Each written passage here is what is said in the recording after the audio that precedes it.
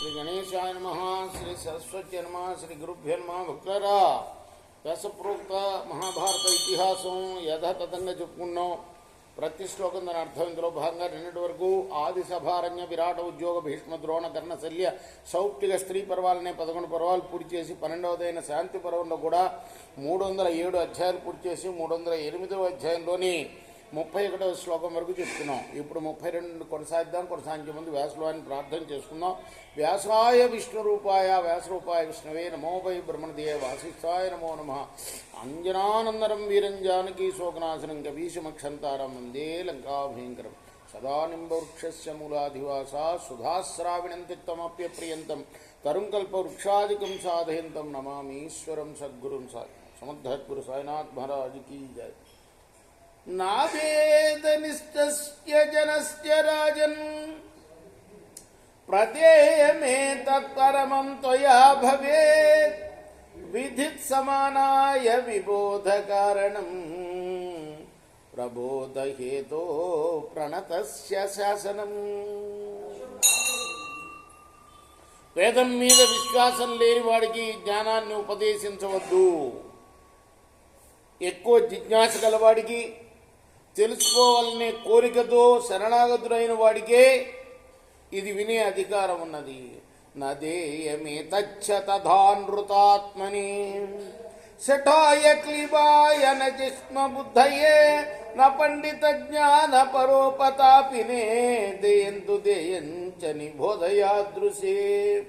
అబద్ధాలు చెప్పేవాడికి, మోసగాడికి, తనను తాను పండితుడిగా భావించేవాడికి, ఇతరులకు బాధ కలిగించేవాడికి కూడా దీన్ని ఉపదేశించవద్దు. ఇంకా ఎలాంటి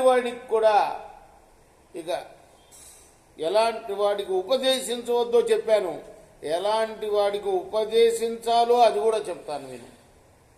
శ్రద్ధాన్వితాయ గుణాన్వితాయ పరాపవాదాద్విరతాయ నిత్యం విసిద్ధయోగాయ బుద్ధాయ నిత్యం క్రియావతే చ క్షమినే హితాయ వివిక్తశీలాయ విధిప్రియాయ వివాదహీనాయ బహుశ్రుతాయ విజానతే చైవ న చాహి తక్షయే దమే చ శక్తాయ శమే చ దేయం. శ్రద్ధ గలవాడికి, గుణవంతుడికి, ఎప్పుడు పరనింద చెయ్యని వాడికి, నిర్మల యోగికి, విద్వాంసుడైన వాడికి, శాస్త్రోక్తంగా పనులు చేసేవాడికి, ఓర్పు గలవాడికి, అందరి మేలు కోరేవాడికి, ఏకాంతంలో ఉండేవాడికి, శాస్త్ర సంప్రదాయం మీద ఆదరం కలవాడికి, వివాదాలు లేనివాడికి, బహు విషయాలు తెలిసిన వాడికి, వివేకం గలవాడికి, ఎవరికి అపకారం చేయని వాడికి, ఇంద్రియ నిగ్రహం కలవాడికి, మనో నిగ్రహం కలవాడికి, సమర్థుడైన వ్యక్తికే ఈ జ్ఞానాన్ని ఉపదేశించాలి. ఏతైర్గుణైర్హీనతయేన దేయం ఏతత్పరం బ్రహ్మ విశుద్ధమాహు న శ్రేయసాయోక్షతి తాదృశే కృతం ధర్మ ప్రవక్తారమపాత్రదానాత్. ఈ గుణాలు ఏ మాత్రం లేనివాడికి దీన్ని ఉపదేశించవద్దు. ఈ జ్ఞానం పవిత్రమైన పరబ్రహ్మ రూపం అని చెప్తారు. ఈ రీతిగా నేను ఇంతకుముందు చెప్పిన రీతిగా గుణహీనునికి ఉపదేశించిన ఈ జ్ఞానం అతనికి మేలు చేయదు. అంతేవిధంగా అపాత్రుడికి గనక ఉపదేశిస్తే ఆ ఉపదేశించిన వాడికి కూడా మేలు చేయదు. పృథ్వీమిమాం యజ్ఞపి రత్నపూర్ణాం దద్యాన్నదేయం చిదమప్రతాయ జితేంద్రియాయై తద సంశయం తే భవత్ప్రదేయం పరమం నరేంద్ర.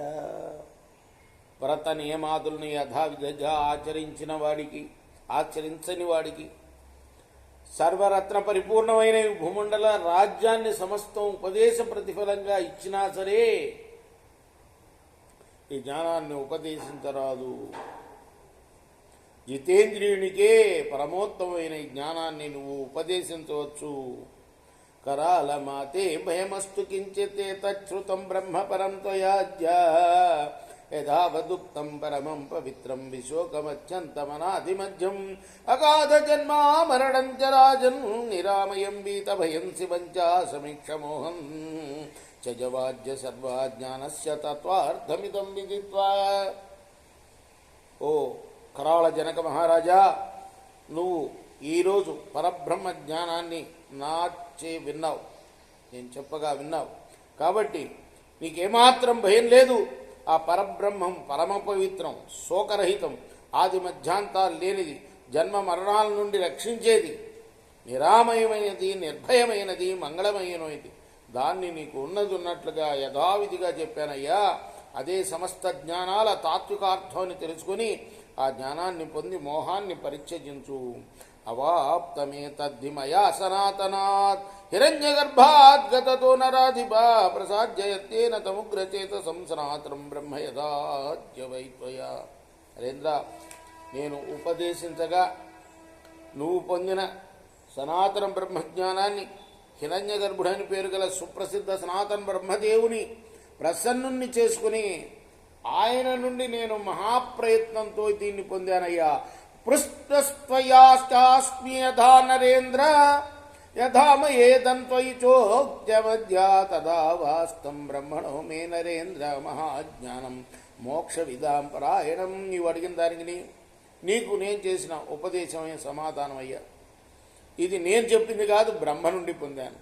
ఎవరెవరికి చెప్తున్నారు ఇది? అసలు ధర్మరాజుకు భీష్ముడు చెప్తున్నాడు. ఏ సంగతి చెప్తున్నాడు? పూర్వం వశిష్ఠుడు కరాళ జనక మహారాజుకి చెప్పిన విషయం చెప్తున్నాడు. ఆయన ఏం చెప్తున్నాడు చూడండి. కరాళ జనక మహారాజుకి వశిష్ఠుడు, నేను సొంతంగా చెప్పింది కాదయ్యా ఇది, ఈ జ్ఞానోపదేశాన్ని నేను బ్రహ్మ నుండి పొందాను, దాన్ని నీకు చెప్పాను. భీష్మ ఉవాచ ఏతదుక్తం పరం బ్రహ్మ యస్మాన్నా వర్తతే పునః పంచవింశో మహారాజా పరమర్షి నిదర్శనాత్. మహారాజా, భీష్ముడు చెప్తున్నాడు ధర్మరాజుకి, వశిష్ఠ మహర్షి చెప్పిన రీతిగా ఈ పరబ్రహ్మ స్వరూపాన్ని నీకు ఉపదేశించాను. దీన్ని పొందిన జీవాత్మ మళ్ళీ సంసారంలో ప్రవేశించడు. పునరావృత్తిమాప్నోతి పరం జ్ఞానమవాప్యచ నానభుజ్యతత్వేన భుజ్యమానో జరామరం ఏతన్హి శ్రేయసకరం జ్ఞానంతే పరమం మయా కథితం తత్వతస్తాత శ్రుత్వా దేవృష్టో నృప హిరణ్యగర్భాద్ ఋషిణో వశిష్ఠేన మహాత్మనా వశిష్ఠాద్ ఋషిశార్ధూలాత్ నారదో అవాస్తవానిదం నారదాద్విదితం మహ్యం ఏతత్ బ్రహ్మ సనాతనం మా శుచిః కౌరవేంద్ర త్వం శ్రుత్వ ఏతత్ పరమం పదం. గురువు నుండి ఈ ఉత్తమమైన జ్ఞానాన్ని పొంది కూడా మళ్ళీ దాన్ని జీర్ణించుకోలేనివాడు పునరావృత్తిని పొందుతాడు. మళ్ళీ పుట్టడం, మళ్ళీ చావడం ఇవి ఉంటాయి, వాడికి మోక్షం కలదు. దీన్ని తెలుసుకున్నవాడు మాత్రమే మోక్షాన్ని పొందుతాడు. సుమా, పరమ మంగళకరమైన ఈ జ్ఞానాన్ని నేను దేవర్షి నారదు నుండి పొందాను, దాన్ని యథార్థంగా నీకు చెప్పాను. వశిష్ఠ మహర్షి బ్రహ్మదేవుని నుండి ఈ జ్ఞానాన్ని పొందాడు, ఆయన నుండి నారదుడు పొందాడు, ఆయన నాకు ఈ సనాతన బ్రహ్మతత్వాన్ని ఉపదేశించాడు. అయ్యా, ఈ జ్ఞానమే పరమపదం, దీన్ని విని నీవు విచారాన్ని వదిలిపెట్టు. చూసారా ఎంత కథ ఉన్నదో. వశిష్ఠుడు కరాళ జనక మహారాజుకి చెప్పిన విషయాన్ని చెప్తూ ఈయనేం చెప్తున్నాడంటే, వశిష్ఠ మహర్షి బ్రహ్మదేవుడి నుండి పొందాడు కదా, ఆ జ్ఞానాన్ని నారదుడికి చెప్తే నారదుడు నాకు చెప్పితే నీకు చెప్పగలుగుతున్నాను ఇది అని ధర్మరాజు చెప్తున్నాడు. ఏనక్షరాక్షరే విద్యే భయం తస్య అవిద్యతే విద్యతే భయం తస్య యోనై తద్వేతి పార్థివ అవిజ్ఞానాశ్చ మూఢాత్మా పునః పునరుపాద్రవాత్ ప్రేత్య జాతి సహస్రాణి మరణాంతం ఉపాస్మృతే దేవలోకం తథా తిర్యక్ మనుష్యం విచాస్మృతి యది శుద్ధ్యతి కాలేన తస్మాత్ అజ్ఞానసాగరాత్ అజ్ఞానసాగరో ఘోరః వ్యక్తో గతౌచ్యతే అహన్యః నిమజ్జంతి యత్ర భూతాని భారత యస్మాదగాధావదవ్యక్తా ఉత్తీర్ణస్త్వం సనాతనాత్ తస్మాత్ త్వం వ్రజాశ్చేవ వితమస్తశ్చ పార్థివ. ధర్మరాజా, అక్షరాన్ని అక్షరతత్వాన్ని తెలుసుకున్న వానికి ఎలాంటి భయం ఉండదయ్యా. ఇది తెలిసిన వాడికి భయం ఉంటుంది, తెలియని వాడికి భయం ఉంటుంది తప్పితే. మూర్ఖుడు ఈ తత్వాన్ని తెలుసుకుపోవడం చేత మాటి మాటికి సంసారంలో ప్రవేశిస్తూ ఉంటాడు, వేల వేల జన్మలు ఎత్తుతూ ఉంటాడు. అతడు దేవ మానుష పశుపక్షాది జాతుల్లో పుడుతూ చస్తూ ఉంటాడు. ఎప్పుడైనా కాలం కలిసి వస్తే శుద్ధుడైతే అగాధమైన అజ్ఞాన సముద్రాన్ని దాటి పరమ శుభాన్ని పొందుతాడయ్యా. అజ్ఞాన సాగరం అవ్యక్తము, అగాధము, భయంకరము అని చెప్తారు. దీనిలో అసఖ్యమైన ప్రాణులు మునుకలు వేస్తుంటారు. రాజా, నువ్వు నా ఉపదేశం విని ఈ అవ్యక్తము, అగాధము, ప్రవాహ రూపము, నిత్యము అయిన భవసాగరాన్ని దాటావు.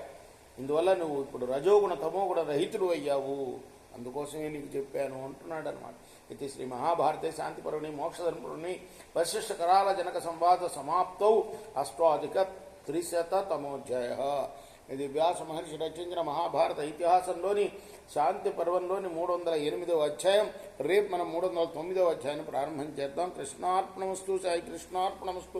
స్వస్తి ప్రజాభ్య పరిపాలయంతాం న్యాయేన మార్గేణ మహిమేష గోబ్రాహ్మణేభ్య సోమస్తరిత్యం లోకా సమస్తా సుఖినో భవంతు. కృష్ణార్పణమస్తు. సాయి కృష్ణ.